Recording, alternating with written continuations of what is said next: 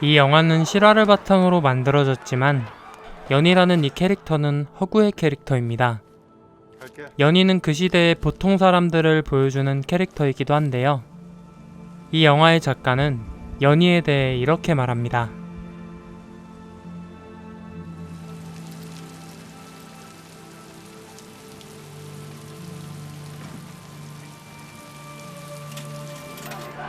이런 연희라는 인물의 정체성을 보여주는 장면은 영화의 마지막 장면입니다.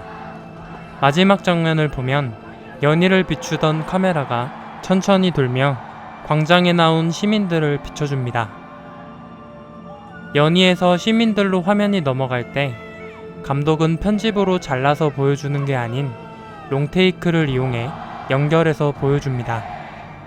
그리고 어느덧 연희가 그 속에 동화되기 시작하는데요.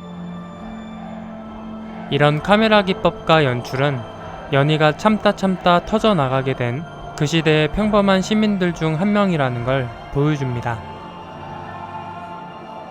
이렇듯 연희가 평범한 시민을 상징하는 인물이라면 이 영화가 그리는 연희와 이한열의 관계는 평범한 시민과 이한열이라는 대학생의 관계를 보여주기도 합니다.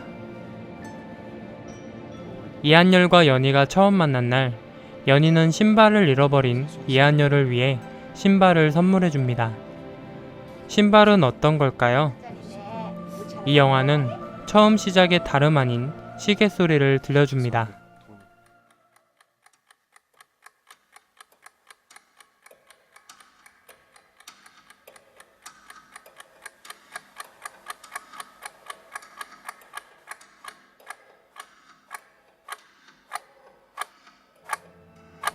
이런 사운드 디자인이 표현하듯 이 영화는 대한민국의 시간, 역사에 대한 영화입니다. 시간과 관련지어 생각해보면 신발은 걷기 위해, 그리고 역사와 시간을 나아가기 위해 필요한 물건입니다. 그리고 이한열의 신발을 다름 아닌 연희가 선물해주는 장면은 이한열이라는 인물을 작가가 어떻게 바라보고 있는가를 느낄 수 있는데요. 왜 시위를 나가냐고 묻는 연희의 말에 이한열은 마음이 아프기 때문에 시위에 나간다는 원초적이고 순수한 말을 합니다. 나도 그러고 싶은데 그게 잘 안 돼.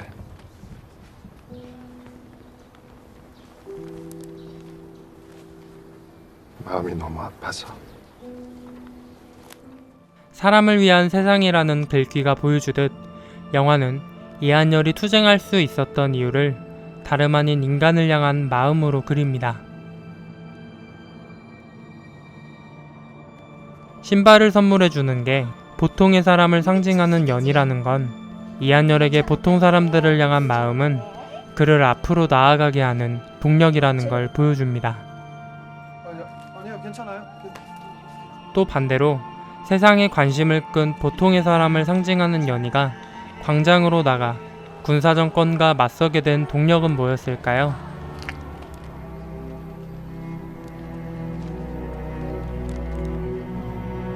이한열은 시위 도중 최루탄의 머리를 맞게 되는데요. 그가 신발 위에 피를 쏟는 이 장면은 더 이상 시간과 역사 앞으로 나아갈 수 없게 된 그의 죽음을 상징합니다. 그리고 시간의 전진을 위해 필요한 신발은 군사정권을 상징하는 군홧발에 짓밟히게 됩니다. 군홧발에 짓밟히는 이한열의 신발은 연희의 신발로 넘어가 달리는 모습을 보여주는데요. 감독은 두 이미지의 방향을 정반대로 연출합니다. 군인들이 달리던 방향과 반대 방향으로 연출해 마치 두 존재가 대결하는 듯 보여주는데요.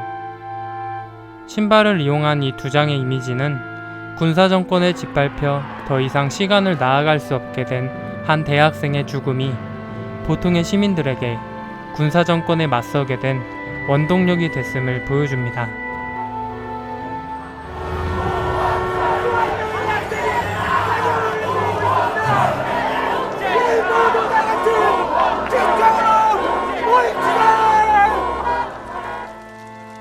서로에게 신발을 건네줬던 이한율과 보통 사람 연희.